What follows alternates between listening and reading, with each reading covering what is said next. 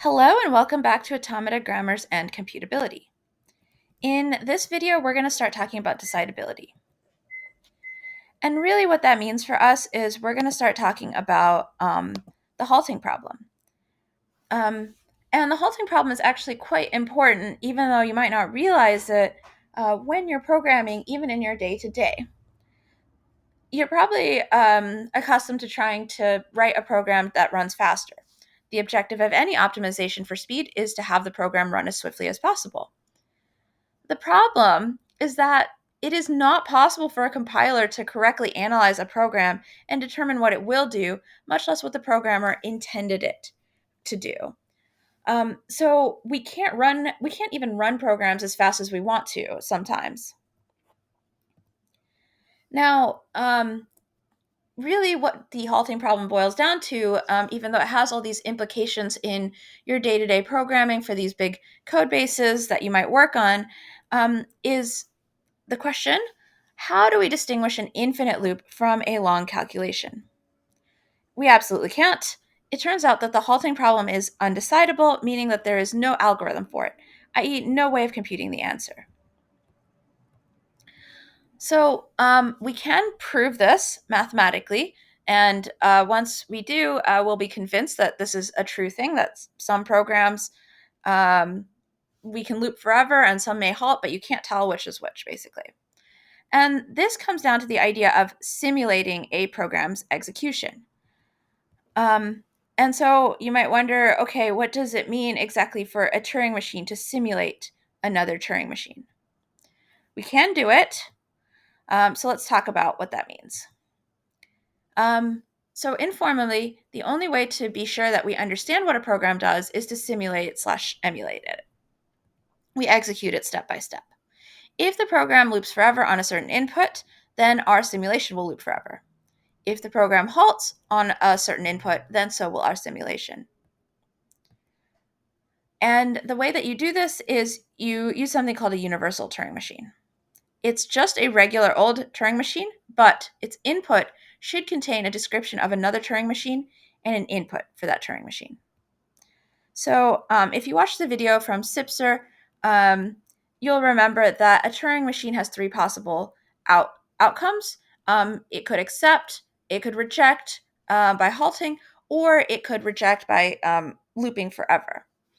And then some languages are recognizable, whereas some are decidable. Recognizable just means that languages that are in the language will get accepted. Now, the next thing I want to point out is to be able to encode a description of a language is we need to put things in strings. And the way that we put things in strings is we use these left and right brackets. So on the screen here, I've written bracket, left angle bracket and right angle bracket O1 through OK.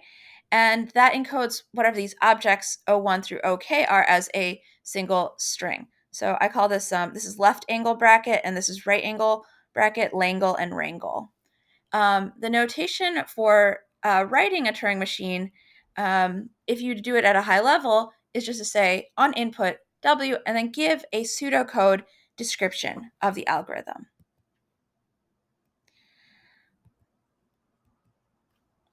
Now, let's think about then what does it mean to put that Turing machine description inside Langle and Wrangle?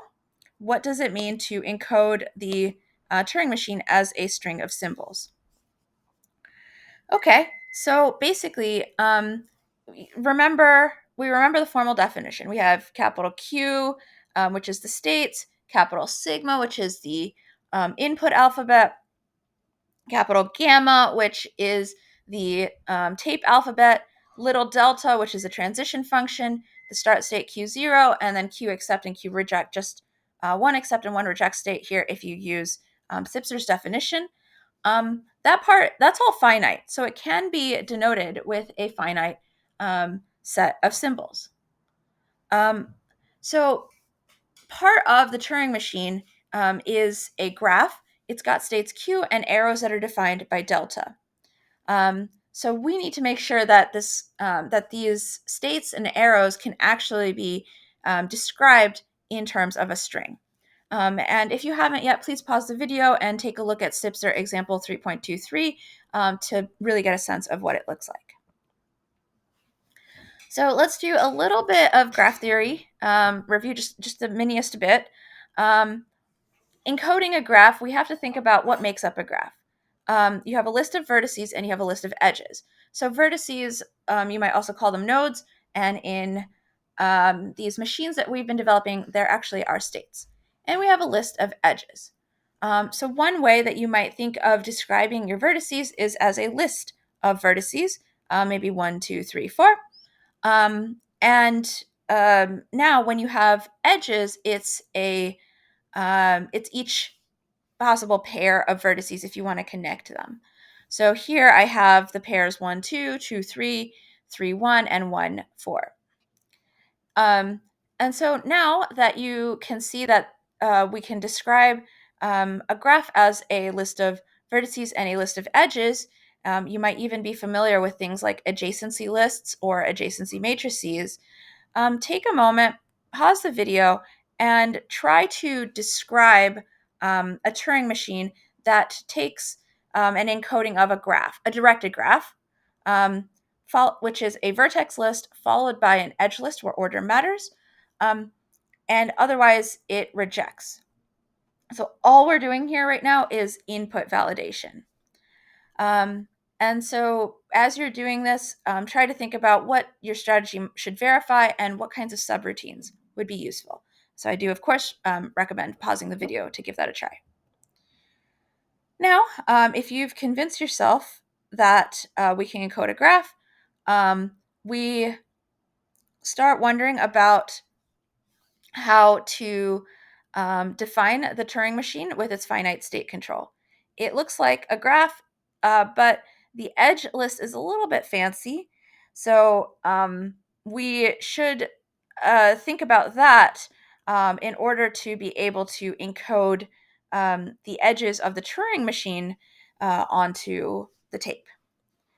If we can do that, then we can write an encoded Turing machine onto the tape of another Turing machine. So let's pause here for a moment from the Turing machine. Let's go back to DFAs. And if we've convinced ourselves that we could write these encodings of a Turing machine as a string, we should also be able to convince ourselves that we could do it for a DFA, NFA, push-down automata, or even though we didn't really go over it, linear bounded automata. So here, when you want to write the language of what that Turing machine would accept, you would put in Langle and Wrangle the name of the machine. So here I have B, and then the input, W. So assuming that input has been encoded properly, now we're going to talk about the language, which is B is a DFA, and it accepts the input W. So we have to first, of course, validate the input. And then what you do, we need to think a little bit, but we have this description of the DFA on the tape. We have the input on the tape, maybe some separating symbols there. And now we need to use the tape to store what our current state is and the current input position. And then based on basically where your arrowhead is for your tape, you're going to say, okay, I'm in this state and I'm reading this symbol. I'm going to use delta, which is also on the tape, and I'm going to move to the next state and position. So that was maybe a little bit too high level or vague. So let's take a look at this again. So ADFA is the language, BW, where B is a DFA and B accepts W. Okay, and we're actually going to show that this language is decidable. In other words, your Turing machine is going to halt on these all inputs, like all DFAs and inputs. So the proof is to actually construct that Turing machine. So here, we're not going to draw the machine out. We're just going to give a high-level description, which for these problems is enough. So if you're asked to just describe at a high level, this is valid. Okay, so we're going to actually draw a Turing machine, we're just going to describe at high level a Turing machine that accepts this language. And so I'm using here D, subscript A DFA. The language was called A sub DFA, so that's why A dash DFA is there. And then D, capital D, is for decider. So on input S, check, first of all, that the string S has the form B comma W, where B is a DFA and W is a string. And you should already know what that input looks like. And now all you do is simulate the computation of B on W. And if B ends in an accept state, and then you accept. If not, then you reject. This is not so different from what we saw on the previous slide, but it gives like just a slight amount more detail. And in the end, the use of it is to prove that the language itself is decidable. Let's draw a little picture. The input tape contains BW, which means basically that the description of the DFA is there, which is the states Q, the alphabet sigma, the transition function little delta, and then the final state F, and then the input string W is there. So there's some way on the tape to break up B and W. And here's a nice thing, since you can have, it's totally fine to have a Turing machine that has more than one tape. So let's add a second tape that is my work or scratch tape that has the current state and the input head location. You can, of course, do this all as one tape, but it's way easier to think about it with multiple tapes. Okay, so good. On input BW, we are going to just simulate the DFA on W, and then if B accepts, then we accept. So now that we do that, now that we've done that for a DFA, we can see what it looks like for an NFA. And all I do is write a new language, A NFA, B is an NFA, and B accepts W. And so here again, I have a Turing machine that is going to decide a NFA. On input BW, I'm going to convert the NFA B to the equivalent DFA B prime. I'm going to run the Turing machine on B prime W. Okay, so here, we already knew the answer to that from the previous two slides. So we can actually run subroutines for ourselves. The only thing that you have to remember is that there is a way to do a conversion from NFAs to DFAs. And remember, the way to do that conversion, what we talked about earlier, is to use subset construction. So that's the new element here. We use the conversion construction and the previously constructed Turing machine as two subroutines to get us the answer that we want. We can keep going. We can say that we can do other things with DFAs. So for example, let's do eDFA. And in this case, I just have some descriptor of the DFA. And I just want to say whether the language of B is the empty string. So again, here I have a theorem, and to prove my theorem, I'm just going to give a high-level overview of why this DFA is decidable.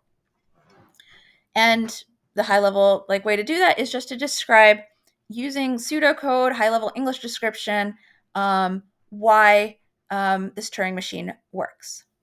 So again, on input B, the idea is we're going to check for a path from start to accept. We're going to need to mark the start state, and we're going to repeat until no new state is marked.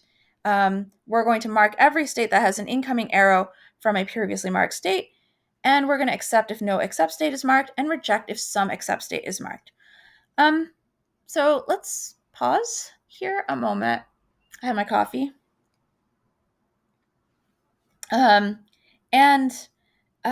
Notice that this is really a for loop, right? Or a while loop, where you could have written this in Java or C or assembly, some sort of programming language.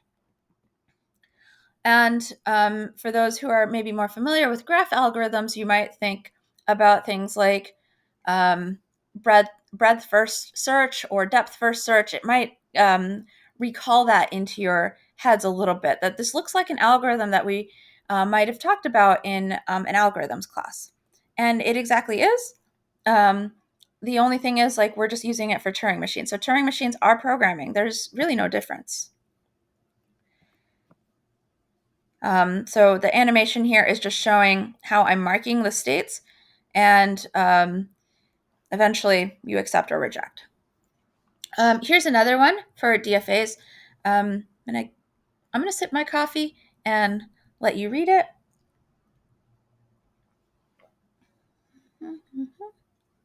Okay, so EQ DFA is the equivalence problem for DFAs.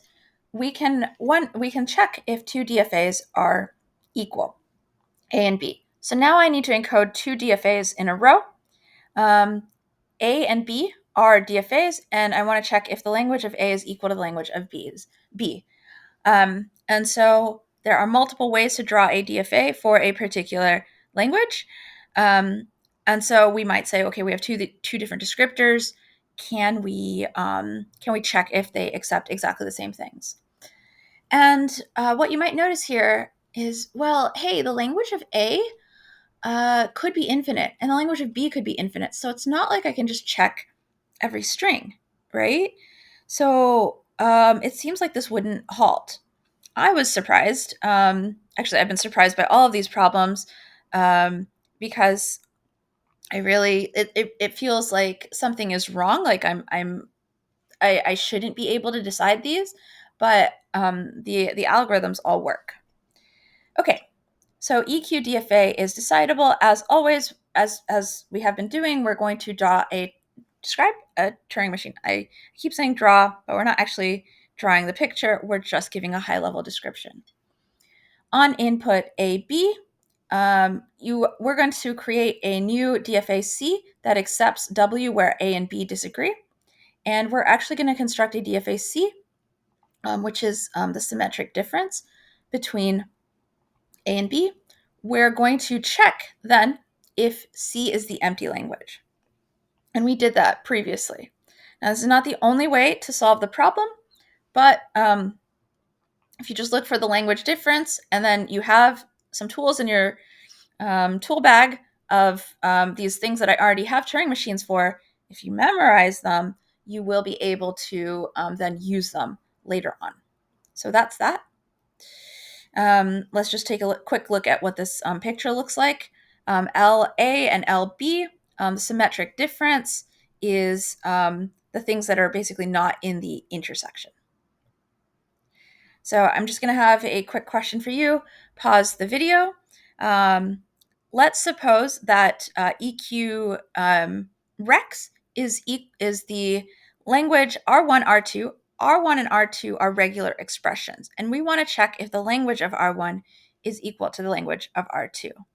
Can we conclude that EQ Rex is decidable?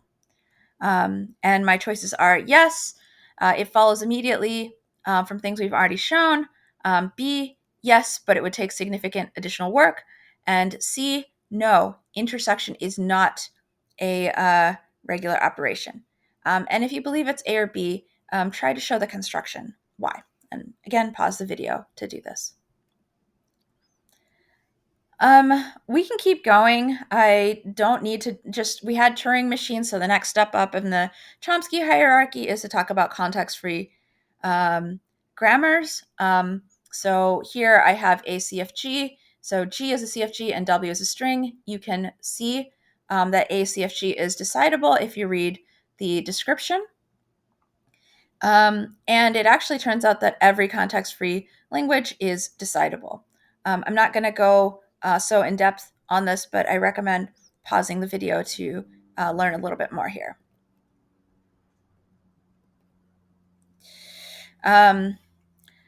Now, again, with those things that we've built up, we can then check the emptiness problem for CFGs.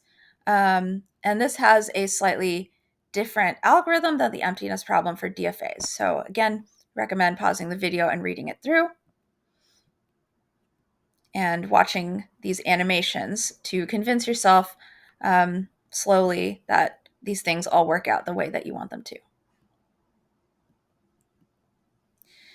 Again, we have the equivalence problem for CFGs. We can see EQ CFG and see if they're equivalent. And we also have ambiguity, which, by the way, is not decidable. So for both of these things, one of them I'll go over in a later video. And for the other one, it says homework. I might do it as an in-class exercise.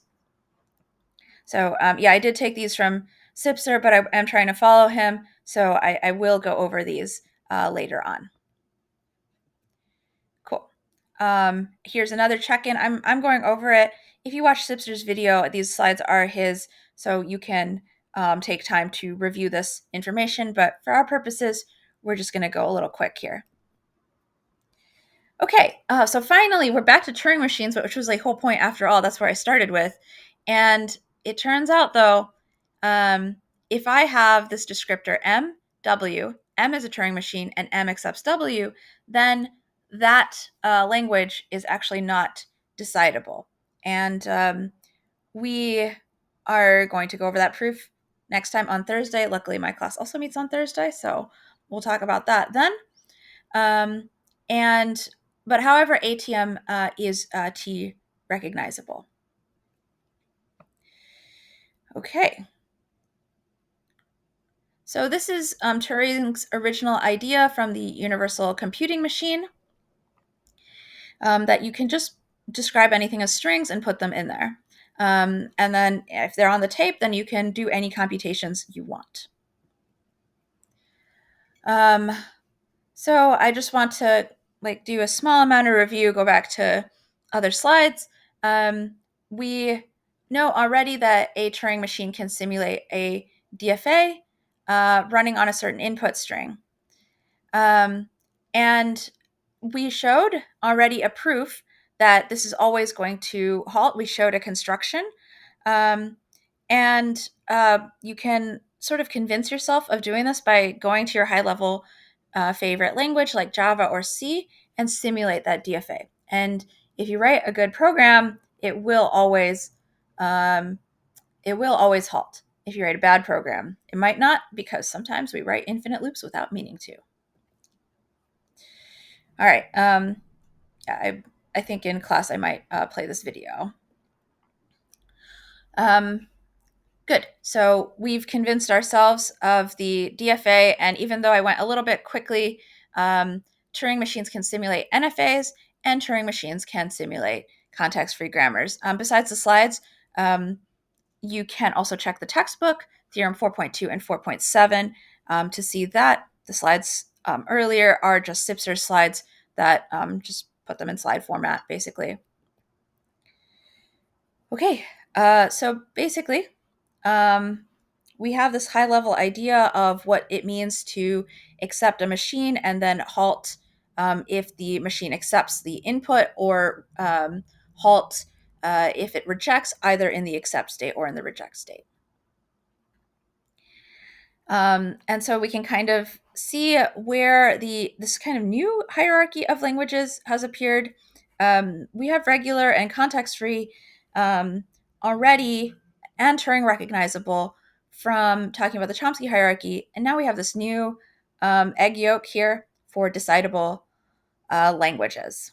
So now we have an even more delineated version of the Chomsky hierarchy. Move my person.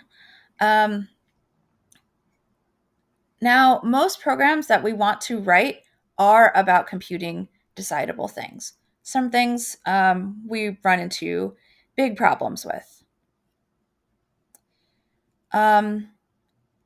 Good, so let's see. A Turing machine, as we said before, can simulate another Turing machine, but it is not decidable.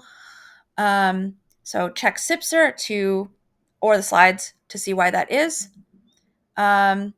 And to go back to why we started this whole video in the first place, there is no guarantee that that universal Turing machine is going to halt.